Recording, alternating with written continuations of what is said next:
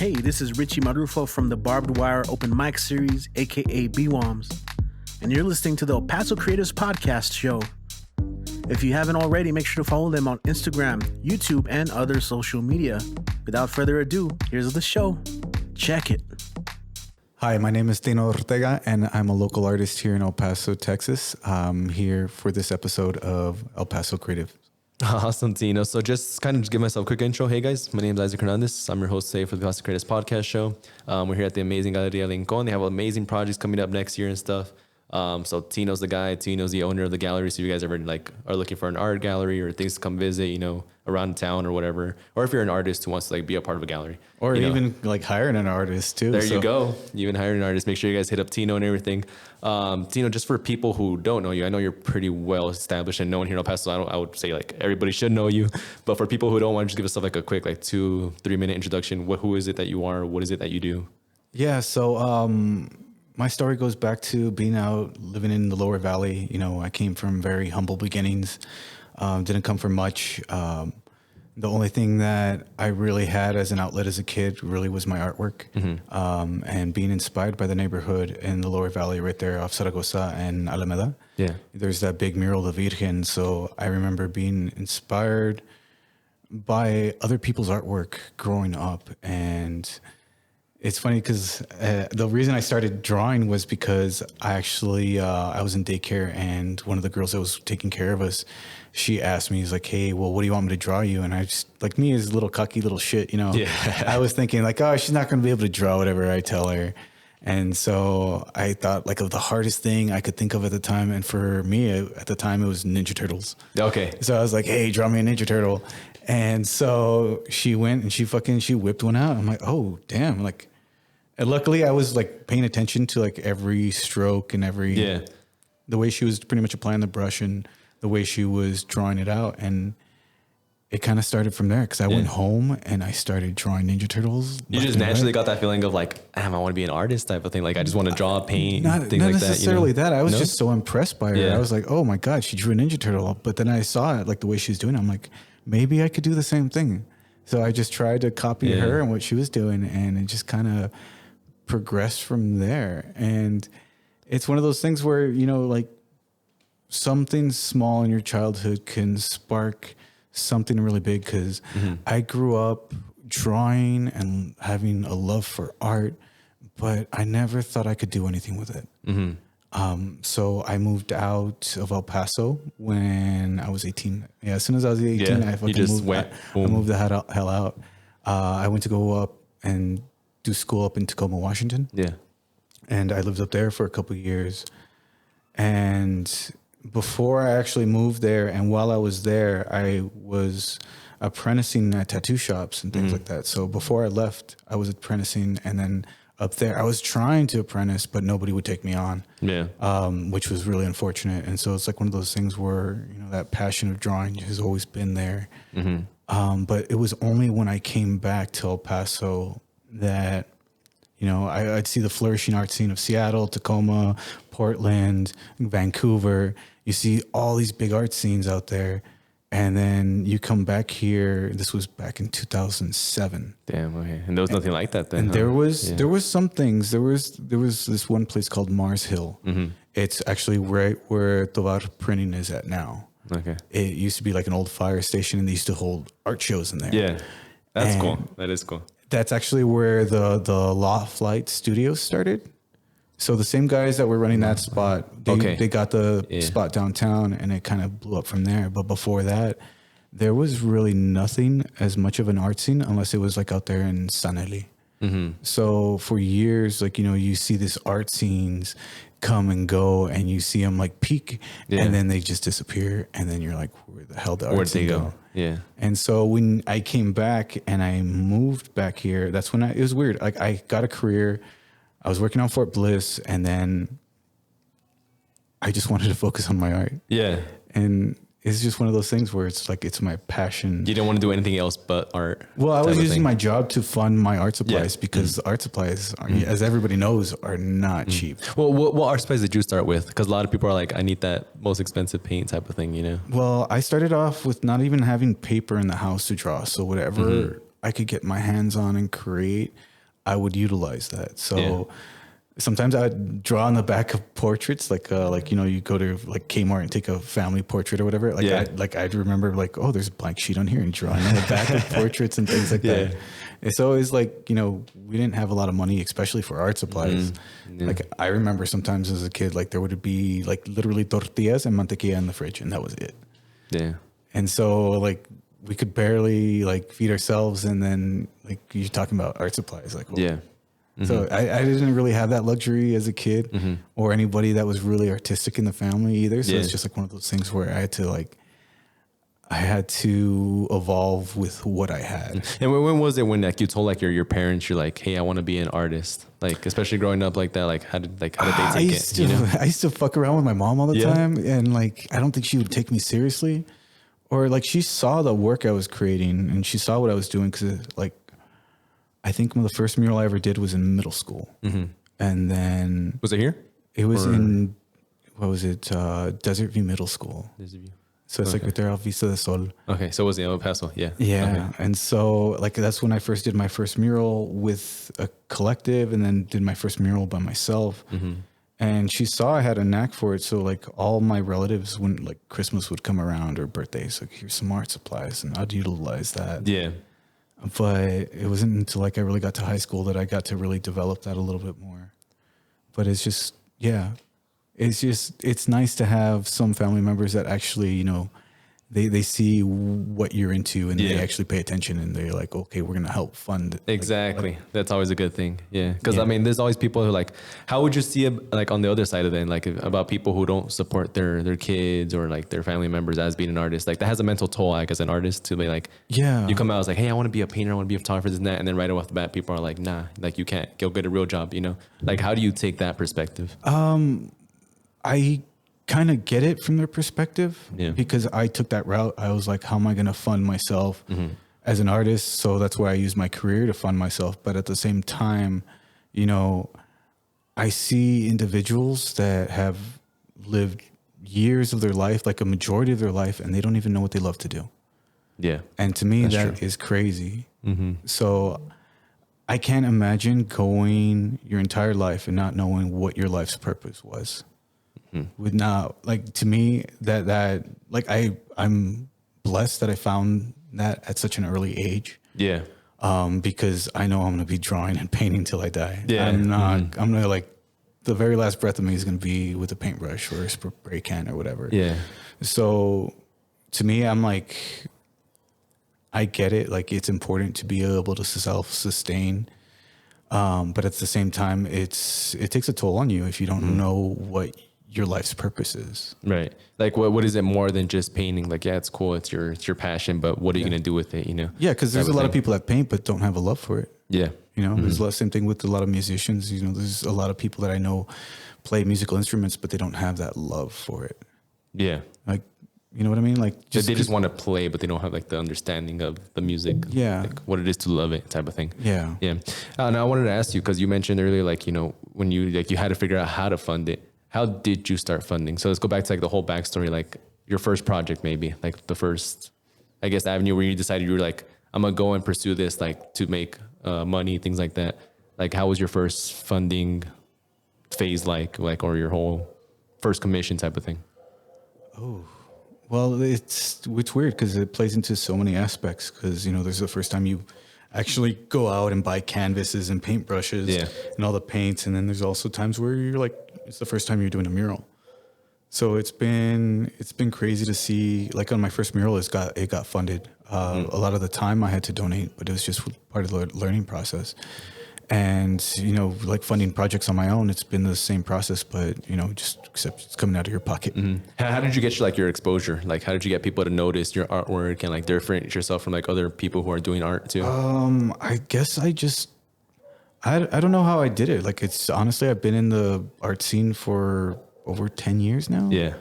It just happened naturally like that, just for you type of thing, or? Well, I've always had the idea of what I want to see and what I want to do, but it's just been where I'm juggling my career. Yeah. I'm juggling a 9 to 5, and then I want to paint murals. but it's like one of those things where it's definitely a lot easier to do when you're single and not with anybody. Because, relationships also take time and they take effort. And it's one of those things where like all my effort and time's being caught up with painting and drawing. Yeah. So it's just one of those things where, it's a lot of time. It's a lot of time. And it's where you want to have your dedication to. And how would you, and I love asking artists this question, is like, when would you know when like your painting is done? Like, is there ever a point where like it's finished or like you always want to add more to it type of thing? Yeah, I think, what's his name? The splatter artist. Oh, I'm drawing a blank. Splatter artist. Local here? No, he's a very famous artist. I have no clue. I don't know. Where's he from? Damn, I'm trying to. He's a splatter artist. Let's play it off like that. Yeah. I forgot his name. It's gonna come to me like after it. But he was like, like when are you done making love? Is that idea is like when do you know when you're done? It's like you know when you're done. Yeah. Like there's definitely some aspects where I look at a mural and I'm like, oh, I fucked up there. I forgot to put this there. Where I'm like looking at it after I had completed it, but that's part of the process. Like a piece is never really completed. Yeah. You could keep going. Yeah. Every time you look at it, there's something like new that you want. Yeah. Like ooh, I could do this a little bit differently, or ooh, if I would have put this color, it would have like made you start. It's kind of like reading a book. Like every time you reread the book, you get something new out of it. Yeah. It's like kind of like that. Yeah. And I also kind of wanted to ask, like, because you also have this gallery here now. And I want to talk about like first the story of like how you went from like, becoming like a self-funded artist, pursuing that. And then now you have your own gallery. But well, actually I'll ask that question now because I have a second question to that. But like, how did this gallery come to be? Like Galeria Lincoln and everything?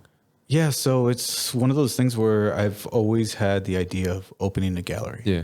And it's weird because I always knew that location was always going to be key in that. Yeah. Because there's a lot of people that aren't willing to go to the east side, a lot of people that aren't willing to go to the west side, a lot of people that don't want to go to northeast. So you need something that's generally located within the city. Like central, yeah. Yeah, so to me, location was always key. And I was always thinking like, oh, I should open a gallery there in the mini mall. And it'd always be like, no, it's too far, just little things. So I was working actually overseas where I was doing 70 on, 70 off in Iraq. And I had a lot of expendable income at the time. And it's funny because Diego, he came up, he just told me, he was telling me about all these relationship problems he was going through. And eventually at one point he was telling me he wanted to move in here. Yeah. And I'm like, dude, you're not moving in here. You're like to live here or like to like, okay. And so he was like telling me all this stuff. And I told him like, I think opening a gallery would be a beautiful idea. Oh, that's before you had like all the artwork. It was just like a house, right? Yeah. So it was a house. And, so when he told me like, hey, let's open up an art gallery, it'll just be me and your stuff. And that's where I stopped him. I'm like, you know what? If we're going to make an art gallery, we're not going to make it about us. Yeah. It's going to be about other individuals. Because if you make it an art gallery about yourself, guess what? People come once, they see it, nothing changes for like a year, and then people don't have a reason to come back. Yeah, they're just gonna always assume it's the same stuff. Yeah, it's like, oh, I already been there, done that, seen it, But if you can constantly change it and mix it up and make it not about one individual or two individuals, about making it about the community, that's where a lot of the power is actually placed because, it's one of those spots where you get to actually like put someone on a soapbox and let them scream their lungs off. And, some really good shit has come out of this place. Yeah. It's really crazy. So when we first got this place, man, it was night and day difference. How you see it now, it was totally different. I remember, you've told me before. We were here, because a lot of this I funded myself. That's where a lot of self-funding comes in because this is pretty much a giant art project. Yeah. Well, not just that, but it's an art project too. In that sense that, it's always changing. You always want to like fix little things here and there. Yeah. So I remember here, like changing out the windows, putting the electrical, staining the roof, painting the gussets. Like some of these gussets they were using, I think, molding. Really? For walls. And I was like, oh no, that's like structurally, that's shit. So having to like brace the structure a little bit more. Putting in a lot of love and effort into this place helped a lot. Having that time off helped tremendously too, because it took me about 3 months to remodel this place. Yeah. From what it was, like the restroom was just horrible. It was bad. Yeah. And the front looked nothing like it looks now. Yeah. So it's just about making it kind of your vision coming true type of thing. Yeah, but make it aesthetically pleasing, because if people like, you can have a nice space, but if you let it go to shit, what's the point? Like people notice things. It goes back to like what you mentioned earlier. It's like you gotta love it.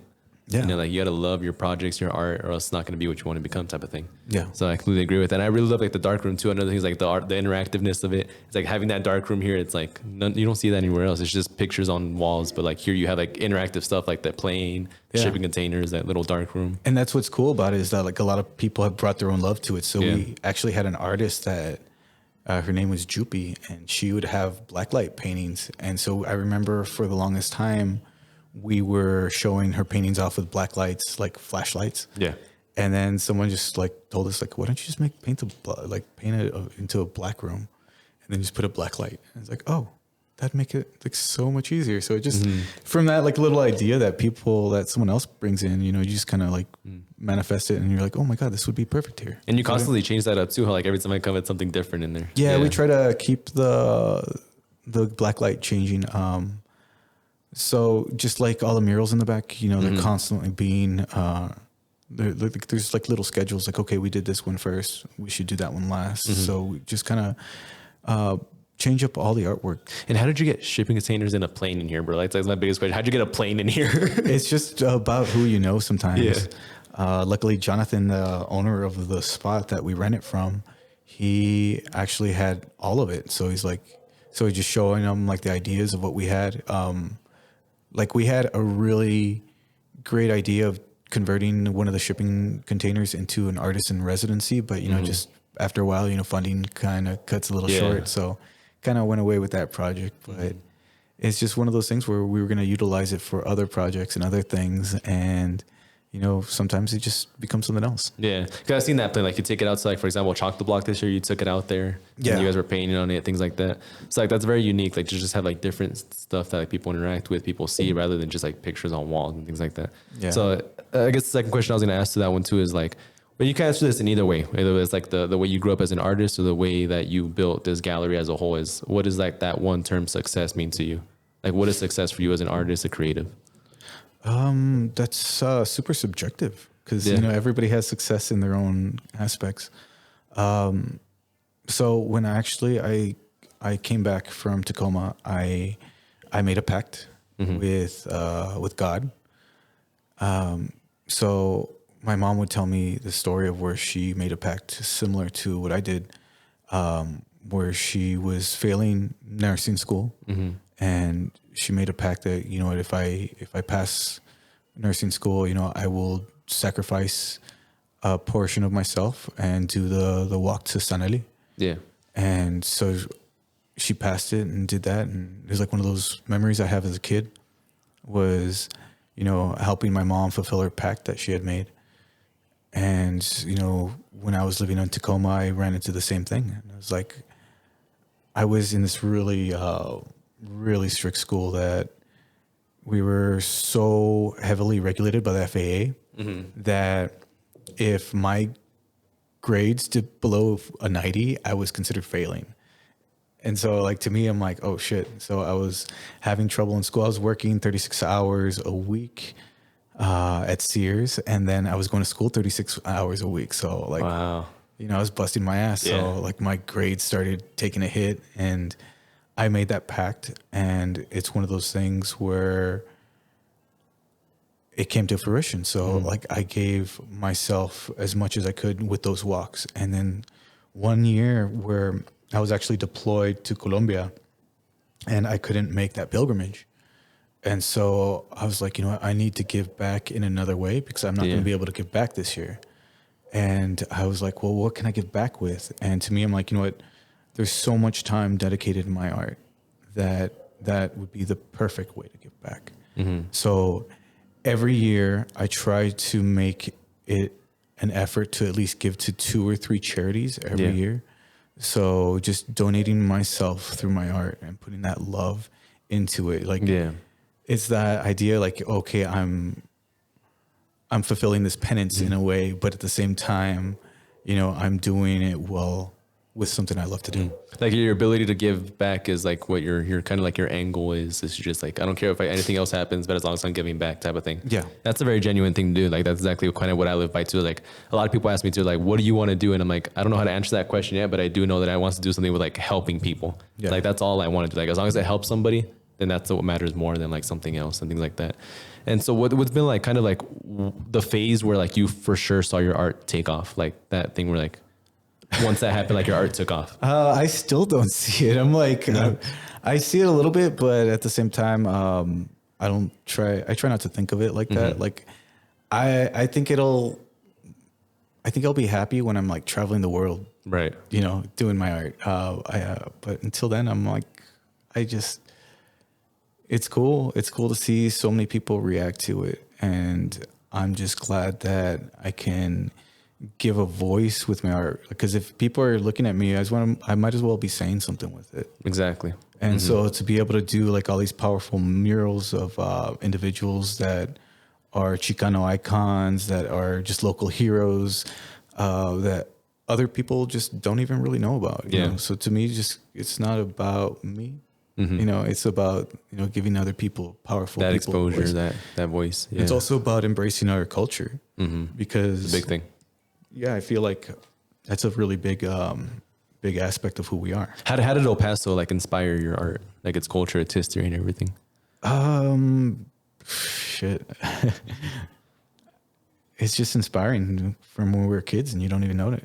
Like it's kind of like just like you just naturally grew up in it, and that's what you started doing. You know, type of thing. Yeah, and you get so accustomed to it that when you go somewhere else and you don't have that, it's kind of like a culture shock a little bit. Yeah, and just getting to experience other cultures and the way they do things and the way that they are set up as far as living, it can be really humbling sometimes. So sometimes like especially like moving out and coming back, imagine like not having tamales or, oh my God, or menudo or access to tacos, you know, dude. Just like, I remember like living in Seattle. Tacos, you shouldn't be there, bro. Well, I know. That's why I'm like, oh shit. You don't know how long it took me to find a taco spot in Seattle. Really? Oh my God. It took me like years. That's crazy. Yeah. Just cause like some of them were like really hit and miss, and they were just like, yeah. Like, like a legit taco spot. Yeah. Okay. Yeah, now like it's crazy to see them everywhere now. But so how different is like, because you've been traveling through a lot from what you've done. Like how different is everywhere you've been through compared to El Paso? Every place has something unique. Honestly, a lot of the people, you know, there's no place like El Paso. Yeah, and it's just, I think a lot of it's where we come from. You know, we're a lot of people that came from hardworking families, and things like that. So I think there's like a lot of respect for that, and which is weird because you have like a really good mixing of classes here. I feel like, you know, like from those that are well off mingling to like people that aren't really well off. You know, you do have a mixing pot of classes and then cultures, because I always tell people that the food from El Paso is Mex-Tex. Mex-Tex, okay. Because when you go to Juárez, or any other part of Mexico, it's totally different from the Mexican food. But it's not quite Tex-Mex Mexican food, you know? Yeah. It tastes different from like Mexican food, but like not too Americanized Mexican food, you know? Yeah. Type of thing. I get you, yeah. And then kind of like another thing that I wanted to get into was just when a lot of artists get into kind of wanting to become an artist, they have that mental decision of like, how would I take that both positive, negative feedback type of stuff? So what advice would you give towards that? Like on like people judging your work in a good and a bad way? Like how did you take it? How did you kind of see that? I think everybody takes it their own way, but at the same time, you know, criticism is hard. It's always hard to be told no. Yeah. You know, like nobody likes being denied, like in any kind of aspect of their life, you know, like everybody has that fear of just being turned down. And so there's definitely a lot of that, you know, there's a lot of being told no as an artist. If you're an artist and you've just been told yes, like that to me would be crazy. Yeah, you just got see. lucky Yeah. type of thing. Yeah. Well, yeah. Yeah. So it's just like one of those things, like getting told no, like for whatever, for like jobs and gigs and, you know, shows. And, you know, there's so many things I would have loved to be a part of, but, you know, it just wasn't meant for me at the time. And did you take it like as a good thing? Like you're kind of glad that happened? Like those no's became no's? Yeah, in a way. Yeah, there's been definitely a lot of instances, especially recently, where I'm like, oh, thank God that happened, because if that didn't happen, I wouldn't be able to take on this current project. Yeah. So it's just, you know, eventually you will end up exactly where you need to be. But for the most part, as long as you have love for your craft, you know, there's no way you can go wrong, even if you're being told no, you know, even if you're being, I guess it's more like just being genuine with yourself, and people will see that through your artwork. You know, your artwork is definitely good about expressing that. Not trying to replicate somebody else, trying to be like somebody else. And I always tell people that I'm like, well, you can't be them because they grew up completely different with a completely different like structure or like a whole family type of thing like than you. So like you're never going to be them no matter how hard you try to be them, you know? Yeah. So it's very different. Well, because I know personally, like I used art as therapy growing up because, you know, I went through a lot of traumatic things as a kid. So I used art. So there's this weird meme that says like the two things you need to be a good artist is like, one of them like was saying like supplies, and then there one said paint, but the paint was covered up a little bit. So it just said pain. Oh, So you just need paint and art supplies. And it's like, you know, like it's kind of true, because a lot of my skill came from just, you know, repetitive nature of just picking up that pencil and drawing the same thing over and over again. And it's funny because I get told that all the time, like, oh man, you definitely have a gift for it, like a God's gift for it. And I'm like, you know what? Everybody has that gift. It's just, you know, some people don't want it that bad. Like me, I would draw all the time just to, you know, like not have to deal with certain situations as a kid. But, you know, from that repetitive nature, it's just like taking one step in front of the other. Eventually, you know, you do that long enough, you can walk miles. So it's just been utilizing that repetitiveness of drawing the same thing over and over again that has helped refine that skill.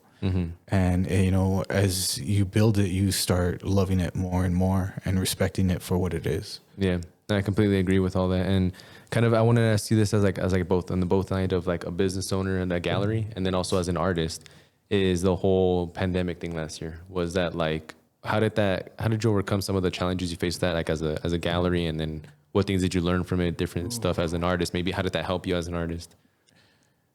It definitely helped me by not trusting people so much. Okay. Yeah. Definitely it helped show where like certain things should be focused more on, for sure. Because I always thought, oh, a gallery is just going to be focused on like some of these like smaller aspects, but no, it's pretty intricate, and it's hard to get people on the same page with you sometimes. But for the most part, it's taught me a lot of patience, a lot of understanding, a lot of, I guess, just forgiveness. You know, there's a lot of people that come into your lives and just they weren't there for a good reason.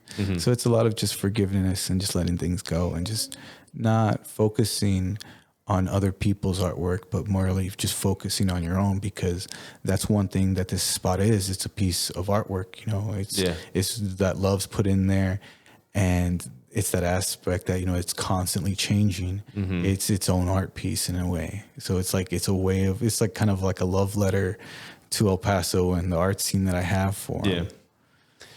And if there's one piece of like genuine advice, whether it comes from you or like an artist or anybody who you looked up to before has given you, like, what would that one piece be towards creatives and artists that you would want to give out? Just be humble. Humility goes a long way. I don't know. To me, I'm always looking back as to where I came from and where the opportunities that other people have given me in the past. You know, some people have helped me out tremendously just by, you know, words of encouragement, words of affirmation, so to say. But at the same time, like, you know, those no's help push you to become better as well. Yeah.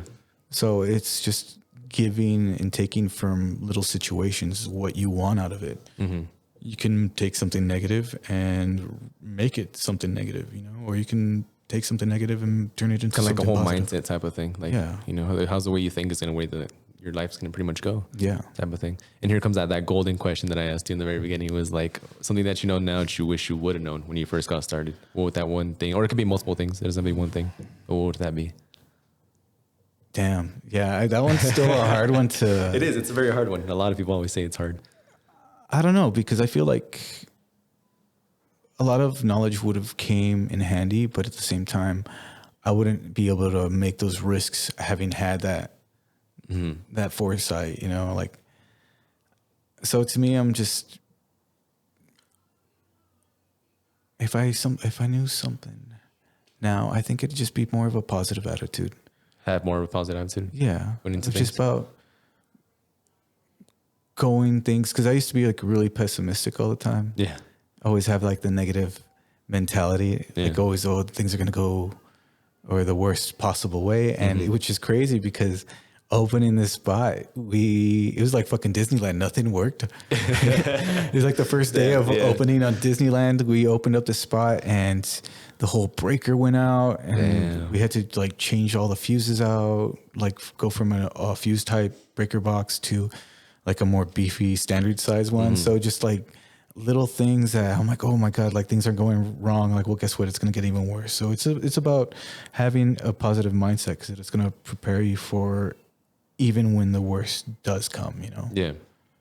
Would you say it kind of to like expect the worst in a way, or not expect the worst, but just know that there's no controlling. Like you can't really control everything in your life, and there will be aspects in your life where it just seems out of control. Yeah.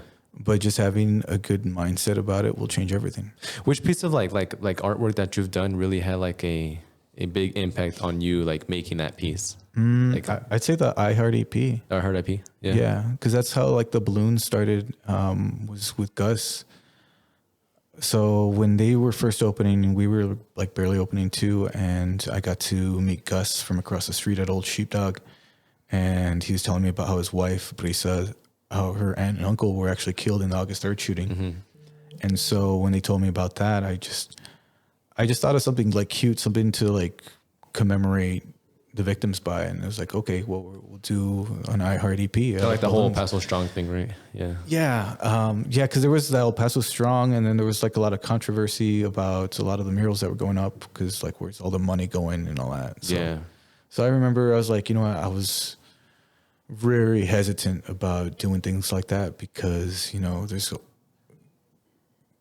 it's got to come from a pure aspect, because if not, it'll come out in the wash at the end, Yeah. So something like visually that people can really feel like a part of and take pictures with, type of thing. I did see a lot of pictures like that when like that happened. Like people were going to your murals and stuff like that, and like taking like heartwarming feeling, like emotional pictures with them, because it felt like a community type based thing. Yeah. And it's that was the point too, is just make it like something where the community could come out and just enjoy. And it kind of blew up from there. But the whole idea of having 23 murals, like one for each victim, has like been there since the beginning. Yeah. It's just, I know it's really ambitious, especially with a bunch of other art projects I have going on. Yeah. So it's just like, it's hard to keep up, but knowing that like in 2 years, hopefully 10 will be up by the end of this year. Yeah. So damn. So that's a really good goal. That's a good goal. It's a good goal to have and everything. And so before we end, just kind of give yourself like a quick plug for the gallery for yourself and things that are coming up. What are things you're expecting to happen here, things like that.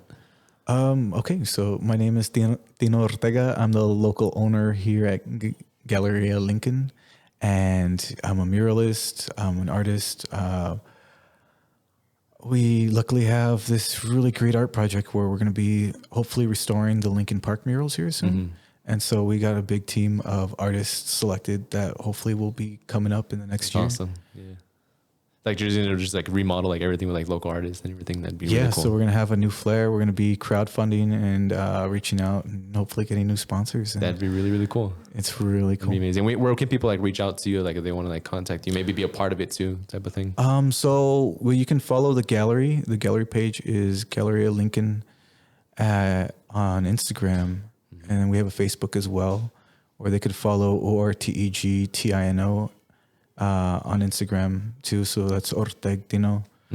And I'll be posting a lot of information here hopefully soon within the year about just crowdfunding for these murals and just getting these murals back up. Yeah, and it's always cool when you do things here because you always partner with the brewery, like Old Sheepdog. Yeah. And it's like you guys always have like a new beer release or something, and it brings a good crowd out. And it's a good crowd, you know, like it always feels like everybody's here to have a good time, enjoy themselves, things like that. So hopefully things stay like that. Like Yeah, well, hopefully for March, we'll have a big event for the Cesar Chavez Day here. Okay. So we're looking to extend into like the markets because if you've been here for the lowrider events for Cesar Chavez Day or the Hispanic Heritage Month, you know, there's big crowds and there's actually a lot of opportunity to expose people to the arts that typically wouldn't be exposed to them. So the idea that we can, you know, bring it to them is very important as well. Yeah, that's really awesome to do. So is there any last things that you want to mention before we kind of end out the episode, things like that? Yeah, they could check out the gallery at 3915 Rosa Avenue, and Old Sheepdog Brewery across the street is at 3900 Rosa Avenue. Cool, awesome. And so you make sure you guys go check them out. It's an amazing brewery across the street.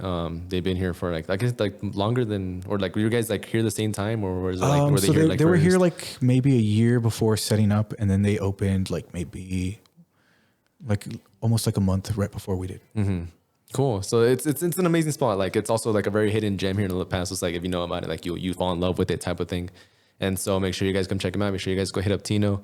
And I thank you so much for like taking the time to be here and everything, and like do the episode here, opening up for us and everything too. So thank you so much for that. And we'll catch you guys in the next episode. Thank you guys so much. Appreciate it.